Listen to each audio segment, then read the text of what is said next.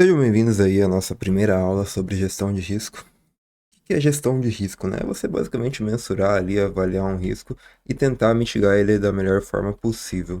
Eu pensei em trazer essa aula no modelo de lives, mas aí eu pensei melhor, questão de horário e tudo mais, eu trazer em forma de vídeo e vou tentar verificar o alcance também, tá? Então vamos dar sequência aqui com as partes que eu considero mais importantes, né? Bons tempos, né? Pra quem acompanha aí há muito tempo. Bons tempos na época que eu dava aula. Tô com saudades, vamos voltar então nessa pegada. Então vai ser basicamente ali uma sequência de aulas de gestão de risco e como mitigar os riscos do mercado através dos investimentos, né? Primeira parte aqui, começando com uma frase do Warren Buffett, tá? Deixa eu mudar aqui o tamanho. Não vai ter corte nem nada, vai ser igual antigamente, como se fosse uma live mesmo. Pra gente ir treinando novamente, né? Deu alguns probleminhas, faz parte, né? Voltou aqui. Deixa eu só aumentar o tamanho do desenho, mudar a cor. Aumenta mais um pouquinho o tamanho. Aí, agora tá bom.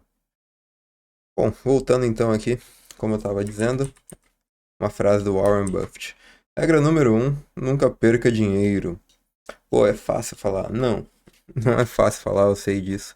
Eu sei que é complicado a gente nunca perder dinheiro, né? Mas você nunca vai perder dinheiro se você escolher bons ativos para você estar investindo. E aí, consequentemente, você se protege, tendo ali uma certa margem de segurança, você consegue mitigar o risco de perder dinheiro, tá? E a segunda regra ali, nunca se esqueça da regra número 1. Essa é uma frase muito conhecida e utilizada aí no mercado, que quem disse foi o nosso querido Warren Buffett, né? O bom velhinho aí, que se aposentou, né, da Berkshire Hathaway e fez aí um excelente histórico, né, como um investidor aí de longo prazo, o famoso buy and holder. E a regra número 3, aqui é uma adição, tá? As duas regras ali do Warren Buffett. Regra número 3, se der, faça algum dinheiro. Porque o mercado, pessoal, ele tá aqui não para nos servir, tá? Ele serve simplesmente para você comprar e vender ativos ali e, consequentemente, algumas pessoas vão exagerar e vão ocasionar derretimento das ações, e aí você pode ter uma oportunidade ali médio, longo prazo. Mas o mais importante é não perder dinheiro e se você conseguir fazer dinheiro. Porque a maior parte do seu retorno financeiro vai vir por parte dos seus aportes, tá? Então, começando aqui a primeira parte, encarando a realidade, tá? É importante a gente começar ali com um tapa na cara, né? Você não é o Warren Buffett, então não espere retornos de 21, 22, 20% ao ano em dólar. Você não é o Peter Lynch, né? Eu ia falar Peter, porque eu tenho um amigo que se chama Peter. Você não é o Peter Lynch, tá? Então não espere ali retornos de 22% durante 20 anos consecutivos, que foi mais ou menos ali o que ele conseguiu. Você não é o Jim Simons. Para quem não conhece, Jim Simons aí, ele é o gestor e criador do maior fundo quantitativo do mundo, que utilizava o IA antes da IA sair pra gente, por exemplo. Ele conseguiu ali um retorno médio de 60% até 80% ao ano em dólar, tá? E através de um fundo fechado, obviamente. Você não é o Otávio Ferreira. Quem que é o Otávio Ferreira? É o gestor aí da Guepardo Investimentos que vem entregando um retorno ao cotista, né? De cerca ali também de 20, 21% ao ano, já descontando todas as taxas, tá? Você não é o Primo Rico. Acredito que a maioria do pessoal conhece Primo Rico aí, o Thiago Negro. E você não é ele, cara. Não adianta você tentar copiar a estratégia dele. Não adianta você tentar comprar ativos que eu compro ali e replicar a minha estratégia. Por isso que o meu objetivo é formar pensadores e investidores que pensem por si próprios. Por isso que eu estou começando aí essa série no canal, mudando um pouco o foco ali de apenas trading, né, e trazendo mais uma visão de investimento mesmo, tanto em ações quanto até mesmo criptomoedas, que eu gosto bastante, a maior parte do meu patrimônio sempre esteve e sempre vai estar em criptomoedas. Claro que ali, durante a crise do corona, estava a maior parte em Tesla e Nvidia, e agora tem um pouco ali de Palantir também, mas o maior foco sempre foi as criptos, tá?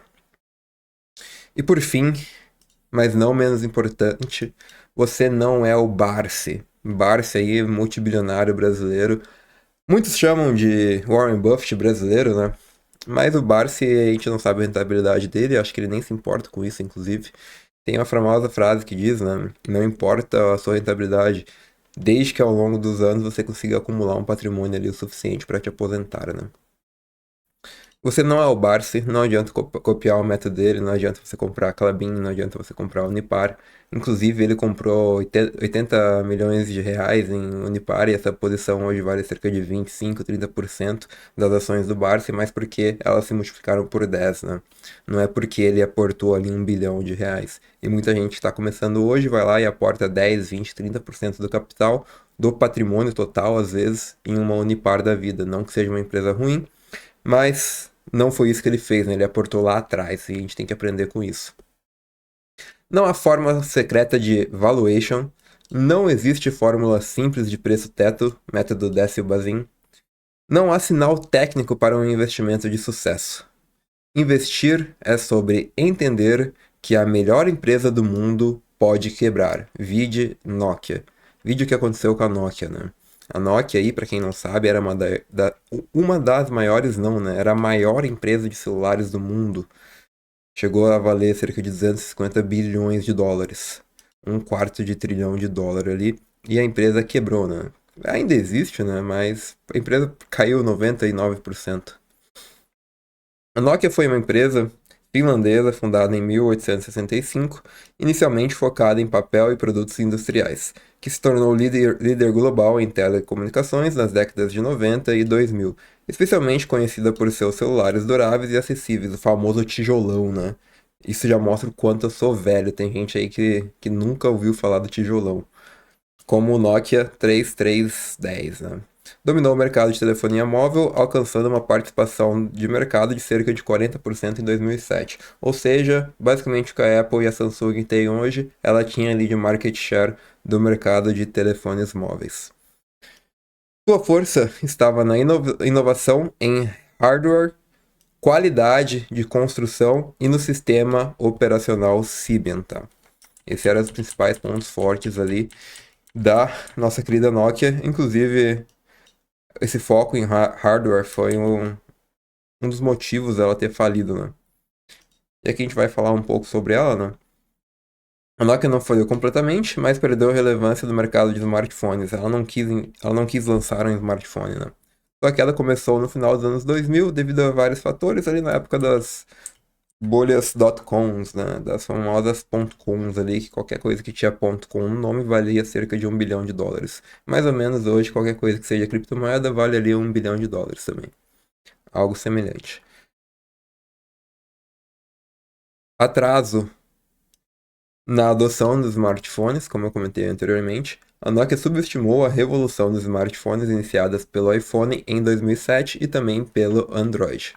Seu sistema Symbian era obsoleto, com interface menos amigável e ecossistemas de aplicativos limitados. Ou seja, não adiantou de nada, né? Você ter uma base sólida ali, você é praticamente dona de mais da metade, não chegava, né? 40% do market share ali de mercado de telefones móveis, né? Não foi o suficiente, né? Concorrência feroz, Apple e Samsung ganharam o mercado com iOS e Android, que ofereciam melhores experiências de usuários e ecossistemas robustos. A empresa não tem que focar no que ela quer, ela tem que focar no que as pessoas vão querer ou criar tendências para tal. Lançar uma moda ali, né? Lançar algo que as pessoas vão aderir e vão necessitar sempre. Como é o caso dos smartphones hoje, né? Decisões estratégicas equivocadas. A parceria com a Microsoft em 2011, muito tarde já, para usar o Windows Phones não decolou, pois o sistema não conquistou consumidores e também nem desenvolvedores, né? Falta de agilidade, a Nokia demorou para responder às mudanças de mercado, mantendo o foco em hardware, enquanto concorrentes investiam em software e serviços. Queda financeira, a divisão de dispositivos móveis acumulou prejuízos, levando a venda para a Microsoft em 2014 por cerca de 7,2 bilhões de dólares. Seu pico de valorização, 250 bilhões de dólares. O drawdown foi de aproximadamente 97,12%. Ou seja, se você investiu ali cerca de $1.000 na Nokia, você teve um prejuízo ali de 971 dólares e 20 centavos. Tamanha a queda, né? Você virou pó, né? Porque daí depois a empresa foi vendida, teve o capital fechado e tal. E aí foi um excelente case de que não importa a gestão da empresa, não importa o seu grau de convicção na empresa, não importa o quão líder de mercado essa empresa seja, ela pode quebrar em algum momento. E aí, por isso que entra na parte de gestão de riscos. Você nunca pode correr o risco de ruína. Já pensou se você tivesse apenas Nokia no seu portfólio? O quão doloroso seria isso? Tu perder ali anos e anos e anos de trabalho porque você investiu em uma empresa que era líder de mercado, valia cerca de 250 bilhões de dólares e hoje vale nada, né? Exemplos no Brasil, né? Não vamos falar só do mercado americano, a gente tem que trabalhar com o mercado brasileiro também. O IBR, até o próprio Luiz Barsi já teve em seu portfólio. Best, bancos, UE, elétricas, S, seguradoras, Best, T, telefonia. Então, a Oi faz parte do Best, fazia parte, né? Distribuía um caminhão de dividendos, inclusive foi um dos maiores erros do Barsi, que o próprio já comentou sobre, né? Então, a OIBR era queridinha, né, entre aspas, né, boa pagadora de dividendos, empresa previdenciária, setor perene, setor best, blá, blá, blá, blá, blá. Olha o que aconteceu com a Oi. Magalu, muitos fundos tinham e canais de investimentos recomendavam compra. Olha o que aconteceu com a Magalu. Varejão que desapareceu praticamente, né? Claro que a empresa ainda existe, né? Ainda está atuando, mas também teve uma bela de uma queda. OGX, um dos maiores cases de exploração de petróleo brasileiro, empresa do Ike Batista, todo mundo comprava acreditando ser a nova Petrobras. Eu já ouvi muitas histórias do que aconteceu, inclusive assisti o filme, e foi bizarro, bizarro, bizarro o que aconteceu. Claro que foi uma conjuntura ali de erros, né, que se sustenderam, também a parte ali de não ter o petróleo, né, famoso, nem vou comentar muito sobre para evitar processo, mas também é uma empresa aí que quebrou. Parmalat Brasil, até hoje a Parmalat atua, né, mas escândalo global de fraudes contábeis em 2003, a empresa ainda existe, porém fechou o capital. É a antiga Milk 11, né, também aí fechou as portas. Até hoje a Parmalat ainda existe, né? IRB, IRBR, mais um case de fraude contábil, ou seja, não adianta nada você ler os demonstrativos da empresa, você fazer todo o valuation se a empresa for mau caráter. Olha o que aconteceu com a IRB, fraude nos balanços. Olha o que aconteceu com a Americanas, fraude nos balanços. Então você não está livre de cometer erros. Você não pode focar ali 100% do seu portfólio em poucas ações, né? A gente já vai falar mais sobre isso. O último almoço grátis do capitalismo. A diversificação. Por isso que lá no começo eu coloquei, né? Gestão de risco, diversificação, parte 1. Isso aqui é só o começo, né? Só a introdução. Deixa eu voltar lá. Porque o último almoço grátis do capitalismo, você não paga nada mais por isso. Hoje em dia, com taxa de corretagem zero, taxa de custódia zero, não importa quantos ativos você tem na carteira, a única taxa que você vai pagar é sobre a porcentagem que você está comprando ali, que é a taxa de B3. Aí não interessa se vai ser 100 ações, uma ação, é valor percentual em relação ao valor total que você está investindo ali, né? Claro que tem algumas empresas que cobram, né, corretagem ainda, mas a maior parte já não cobra mais corretagem sobre ações, tá? Uma ação, 100% do capital, 100% de risco por ativo. 5 ações, 100% do capital, 20% de risco por ativo. 10 ações, 10%, 20 ações, 5%, 30 ações, 3%, 50 ações, 2% e 100 ações, 1% de risco, considerando o peso igualmente distribuído. Não acredito em distribuição igualitária, mas eu acredito sim em diversificação. Qual que é o ponto importante aqui? Se você tinha só a Nokia, só a Magalu, ou só a IRB, só a Oi, você quebrou. Se você tinha 5 ações, dividida IRB, Oi, Magalu, Parmalat, OGX, você quebrou. Se você tinha 10 ações, essas 5 do Brasil, mais a Nokia, você não quebrou, você perdeu ali cerca de 60% do seu patrimônio, tá entendendo onde eu quero chegar? Se você tinha 20 ações e você tinha essas piores, cerca de 5% por ativo. A gente está falando de 6 ativos, a gente vai estar falando de 30% do seu patrimônio. Você perdeu 30% do seu patrimônio, mas 70% está protegido. 30 ações, 100% capital, 3% de risco. Essas 6 empresas representariam apenas 18% do seu patrimônio. 80% está protegido. Se você tivesse todas elas, né? O que é bem difícil, né? Ou não, né? 50 ações, 2% de risco. Essas 6 empresas representariam 12% do seu patrimônio. 100 ações, 6 ativos, 1% de risco por ativo. Se você tinha 6 ativos, 6% do seu patrimônio você nem sentiu, né? Você nem sentiu essa queda, essas empresas saíram da sua carteira e nem se abalou, né? Ficou de boa ali. Então, essa é a importância da diversificação, tá? Não estou falando para você ter 100 ações, não estou falando para você ter 50 ações, não estou falando para você ter 200 ações. Estou apenas mostrando o risco por ativo e o que aconteceria caso se você tivesse ali os 5 cases. Tem mais de 5 cases na Bolsa Brasileira, mais os 5 cases da Bolsa Brasileira, mais um case americano de falência, né? Diversificar dilui falácias contra a diversificação, né? O que youtubers, traders, analistas, gestores falam sobre a diversificação, né? Não são todos, obviamente. A gente está falando ali de talvez 90% do mercado brasileiro, mas não são todos. Ainda existem as famosas gemas raras, né? As pessoas ali que de fato produzem um bom conteúdo e de fato estão preocupadas com a sua audiência. Diversificar dilui seus ganhos, porque é mais fácil você escolher ativos ruins quando tem 50 ações ao invés de 20. Na teoria, é meio que um.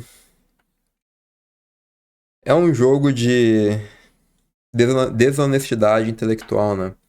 Porque se você tem mais ações, as chances de você escolher ações ruins, teoricamente, são maiores. Desde que você não saiba o que você está fazendo, né? Obviamente. Mas, por mais que o risco de você escolher mais ações ruins não quer dizer que você vai correr mais risco. Mesmo que o risco aumente de você ter ações ruins. Não meio aqui, mas acho que vocês entenderam. Por quê? No exemplo de 100 ações, se você tinha essas 6 ações que faliram, você perdeu 6% do seu patrimônio. Agora, se você tinha 20 ações e você tinha 2 dessas que faliram, a gente está falando ali de uma perca de menos 10% do seu patrimônio. Se fosse peso igual, né? Então, não aumenta. Claro que aumenta a probabilidade de você escolher uma empresa ruim, mas não necessariamente aumenta o risco da sua carteira. Lembrando que é uma aula de gestão de risco. A diversificação ou pulverização, como a galera fala, ela dilui o risco da sua carteira por ativo. Por ativo. Dilui o risco por ativo. Entendeu? Por ação ali, né? Ou fundo imobiliário também, independente. Então, isso é uma falácia. Aí aqui eu coloquei algumas partes importantes, né? Você assume que o investidor sabe de antemão quais ativos serão os melhores, o que é impossível de se prever. Exemplo Nokia, exemplo Oi, exemplo Magalu, exemplo IRB. Então é impossível de você prever que aquele ativo é ruim. Diversificar não significa investir em ativos ruins, mas em diferentes classes, setores, subsetores ou países com o objetivo de mitigar perdas caso um vencedor esperado. Aqui eu cometi uma gafe de português, né? Escrevi hoje de manhã, cometi uma gafe ali, né? Aqui seria com o objetivo de mitigar percas caso haja. Entendi. Com o objetivo de mitigar percas caso um vencedor esperado. Por exemplo, se tem expectativas de que a Oi vai vencer no longo prazo, ou a IRB, ou então a Americanas, ou a Magalu, decepcione, né? Então, caso aquela sua aposta te decepcione, você diversificando em vários ativos, subsetores e tal, você mitiga o risco de cometer erros. Não diminui o seu risco de cometer erros, mas diminui o impacto dos seus erros, e isso é o mais importante. Diversificar é ruim porque toma muito do seu tempo. Outra falácia aí que a galera do YouTube gosta de estar falando, né? Tá utilizando ali para vender a ilusão de que você tem que ter poucos ativos, né? O imposto é realizado apenas uma vez por ano. Se você não tem tempo de cuidar do seu imposto, você paga um contador. Se você não tem dinheiro para pagar o contador e nem tempo, então você não deveria investir. Boas empresas, você não precisa olhar todos os balanços, apenas acompanhar os resultados anuais. Por que de achos eu vou ficar olhando o balanço da Apple, da Nvidia, da Tesla, da Microsoft, da Google, do Itaú, do BTG Pactual, do Banco do Brasil, da BB Seguridade, da Caixa Seguridade, todos os trimestres? Eu não preciso. A notícia ruim ela vai chegar até mim. Por exemplo, o Banco do Brasil representava boa parte do meu portfólio antigamente. Eu saí um pouco, né, ali do Brasil em 2023, mais ou menos. Final ali de 2022, começo de 2023, eu acabei saindo boa parte dos investimentos do Brasil. Então eu não sofri tanto, mas Banco do Brasil hoje voltou a representar boa parte, né, do meu portfólio pessoal ali. Não que eu vou mostrar para vocês, outro portfólio. Mas eu estou acompanhando mais de perto, trimestre a trimestre agora, porque a notícia ruim chegou até mim, né? Eu só fui ver depois que o Banco do Brasil tinha caído abaixo a R$ 18, por exemplo. Daí eu fui saber o que estava acontecendo. Só pra vocês terem uma noção de que eu não acompanho com tanta frequência assim, né? Porque são boas empresas, né? Agora eu vou olhar com mais calma e aportar com maior frequência ali no Brasil em si, né? Aí aqui, se você não tem tempo de abrir o Home Broker e comprar suas ações uma vez por mês ou uma vez por trimestre, não deveria nem investir. É mais fácil você comprar o ETF. Você vai gastar ali uma hora para comprar 50 ativos? Nem isso, cara. Eu acho que você vai gastar no máximo meia hora ali, 30 minutos para comprar 100 ativos. Se você não tem tempo de comprar 100 ativos, que vai dar ali meia hora, uma hora, talvez 2 horas ali do seu dia, em um mês, durante 30 dias, você vai precisar parar ali uma hora, uma única vez. Se você não tem tempo de fazer isso, você também não deveria investir, você deveria comprar um ETF ali que vale mais a pena para você, se for o seu caso, né? Diversificar é para quem não sabe o que estar fazendo. Isso daí é a frase do Warren Buffett e do sócio dele, né? Isso daqui tem que entender muito o contexto da onde isso foi falado. Warren Buffett e o Charlie Munger estavam falando que diversificar ali de qualquer jeito, né? A diversificação pela diversificação é para quem não sabe o que está fazendo. De fato, eu concordo com isso. Você simplesmente comprar vários ativos porque você viu esse vídeo e você chegou à conclusão de que você precisa ter vários ativos, é melhor você comprar um ETF. É melhor você não investir do que você sair comprando qualquer coisa. Isso é pulverização de carteira. Você não olhar minimamente, não escolher minimamente os ativos que vão entrar e só comprar porque o youtuber X ou Y falou que você precisa ter 50 ações, ou que você precisa ter 25 ou 16 ações, entende? Então tem que tomar bastante cuidado com isso. E os youtubers no Brasil e gestores utilizam isso, né? Muitos youtubers, inclusive gestores, usam dessa frase para gerar engajamento, como se quisessem dizer: olha como eu sou pica, olha como eu sou bom, olha como eu sou zica. Investe no meu fundo, eu tenho apenas 11 ações, 12 ações, 18 ações. Ou compre o meu curso, vou te ensinar a escolher só a nata da bolsa. Apenas as melhores empresas ali, porque eu tenho um método infalível. Olha só como o meu resultado vem crescendo ao longo dos anos. Mas não conta que a maior parte ali é de aportes, né? E não tem nada de errado nisso, tá? Não tem nada de errado você vender curso de investimento, captar um dinheiro e investir aquele dinheiro. Não tenho nada contra isso, tá? Mas você falar que você chegou onde você está de patrimônio com rentabilidade é uma mentira, porque é só verificar o quanto que você aportou, né? Então tem que tomar bastante cuidado com isso. E sim, os aportes são a parte mais importante. Aportes. Mais importante do que rentabilidade, só não é mais importante que tempo, né? Porque o tempo no investimento ele é exponencial. Os aportes, eles são logarítmicos, né? Logaritmos não, né? São aritmétricos, mas o tempo é exponencial. E a rentabilidade também ela acaba sendo exponencial, né?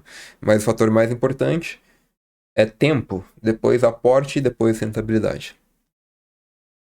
Mas todos são importantes, né? Só uma ordem ali. Diversificar, aqui de novo, né? Diversificar é para quem não sabe o que está fazendo. Buffett possui hoje cerca de 42 ações em seu portfólio, excluindo empresas de capital fechado. Porque o Buffett ele tinha, até hoje, eu acredito que tem esse costume de comprar a empresa e fechar o capital da empresa, comprar a empresa e que já tenha o capital fechado, né? Então ele como private equity, ele consegue fazer essas negociações, esses investimentos, né? Aqui são apenas as ações listadas em bolsa, né? Peter Lynch possuía mais de 1.000 ações quando era gestor do fundo Magellan Fund, né? E trouxe uma rentabilidade de 22% ali em média ao ano durante cerca de 18 anos, se eu não me engano. Então, pô, um dos maiores exemplos tinha mais de 1.000 ações no portfólio. Claro que ele falava que se você não fosse um fundo, você não deveria fazer isso, né? Mas tudo bem. É aqui. Ah, mas 45% do portfólio do Buffett é dividido em apenas 3 ações. Concordo plenamente, tá certo. Apple, Bank of America e Coca-Cola, se eu não me engano, são as maiores posições ali do Buffett, que juntas as três totalizam cerca de 45% do portfólio da Berkshire. Só que a Coca-Cola é a ação que ele tem há mais tempo. Então, provavelmente foi a ação que mais se valorizou dentro da carteira atual dele. Apple, com certeza, foi uma das que mais se valorizou dentro do portfólio dele. Vou pegar um exemplo de uma pessoa que eu conheço que investiu 3% em Tesla. Só 3% da carteira. Esses 3% passaram a representar incríveis 60% da carteira. Ele investiu 60% em Tesla? Não, ele investiu apenas 3%. O mesmo caso do Barsi. O Barsi, se eu não me engano, investiu 80 milhões. 80 milhões representava muito do portfólio dele? Na época, provavelmente não. Talvez 5% ali, eu não sei ao certo. Mas esse investimento foi uma 10 bagger, né? Multiplicou ali por 100. Hoje vale cerca de 800 milhões. Será que os outros investimentos dele também se multiplicaram na mesma faixa? Que isso aqui é equivalente a 20%, se não me engano, do patrimônio do Barsi, 25%. As ações subiram mais, né? Então, a parte da concentração, ela é algo natural. O tempo vai trazendo. As ações vencedoras, elas vão se sobrepondo às ações perdedoras, desde que você não faça balanceamento. Desde que você mantenha as sementes vencedoras e deixe as perdedoras morrerem naturalmente, né? Outra falácia. Se eu conheço bem uma empresa ou setor, não preciso diversificar, porque sei o que eu estou fazendo. Você não sabe o que você está fazendo. Pode ter certeza disso. Sempre vai existir um case de fraude contábil, a não ser que você seja um insider. Exemplo, o que aconteceu com a Americanas no Brasil, o que aconteceu com a IRB no Brasil. Fraude contábil. Às vezes, nem o dono ou a diretoria sabem o que estão fazendo. Exemplo anterior da Nokia. A empresa decidiu focar em hardware, só que o correto seria software. Teria como a empresa saber disso? Não, não tem como a empresa saber disso. Foi uma aposta. E, infelizmente, ali para o case da Nokia, acabou sendo mal sucedida. Hoje a Nokia poderia ser uma Apple. A Apple e a Samsung poderiam nunca ter existido caso o monopólio da Nokia perpetuasse, né? É que a gente já vai para o exemplo prático, né? Estamos chegando perto do fim ali. Os dois índices aqui, IBRX e IBRX 100, né? São dois índices ali da Bolsa Brasileira que possuem exatamente os mesmos critérios. A única diferença entre eles é a quantidade de ações. Como no próprio nome já diz, um tem 50 ações, IBRX 50, e o outro tem 100 ações, IBRX 100. Aonde eu quero chegar, eu já vou mostrar para vocês, deixa eu só apagar aqui. Minha câmera tá bem na frente, né? Aqui, no caso, o ticker, né? Ali no TradingView é IBXL e IBXX. O XX é o com 100 ações e o IBXL é o com 50 ações. A rentabilidade de 50 ações, 730% com 57. A rentabilidade do com 100 ações, 842,52%. 110% a mais, né? Ah, não faz diferença. Vamos ver se não faz diferença. 100 mil investidos mais 730% te retornariam ali cerca de 830 mil, 100 mil de aporte e 730 da valorização do ativo. 100 mil mais 842%, te retornariam 942 mil. 942 menos 830 menos 830. A gente vai estar falando ali de cerca de 100 mil a mais, né? Uma diferença de 112 mil reais, caso você tivesse investido em 50 ações a mais. E o mais interessante é a volatilidade disso. Aqui no começo da sua jornada como investidor, não faz tanta diferença. A partir ali do sétimo ano, oitavo ano, que começa a se descolar, né, um ativo do outro, porque tem o tempo de maturação das empresas. E como vocês podem ver, ó, os fundos foram menores, os drawdowns foram menores. Aqui, ó, olha a diferença. Enquanto você saiu ali de 320 mil, quer dizer, 420 mil, você saiu para cerca de 340 mil. No outro, quer dizer, oh meu Deus, você saiu aqui de 600 e poucos mil, foi para 300 não, né? 700 foi para 300 e para 460. E no outro você foi ali de cerca de 500 para 240. Então você perdeu 50% ali em um, e em outro cerca de 40%, né? Então você teve um drawdown ali de 10% a menos, tá? Durante a crise sanitária. E agora a gente abriu esse espaço, né? E ao longo dos anos isso só tende a aumentar, tá? Por quê? Porque quando você aumenta o número de ações, você aumenta a exponencialidade, pois você pode ter mais ativos vencedores. Consequentemente, você vai ter mais ativos perdedores, porém você vai pegar as grandes porradas. A VEG da vida, a Raia Drogasil, a própria Vale, a própria Petrobras, aumenta a chance de você pegar essas boas empresas que vão multiplicar o seu capital no longo prazo, tá? Conclusão, quantas ações eu devo ter? Quantas ações você quiser, meu consagrado, minha consagrada? Não tem um número fixo. Não se prenda, você está se limitando como investidor, como investidora, caso você defina ali um número ideal de alocação, né?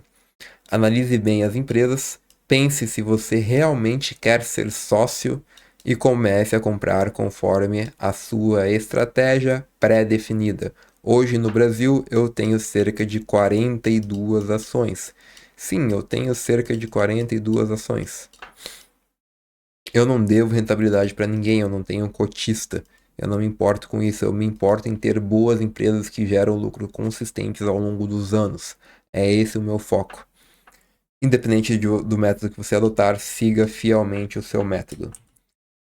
Se você gostou, se inscreva no canal, deixe um like, compartilhe esse vídeo com um amigo que gosta de concentrar os ativos.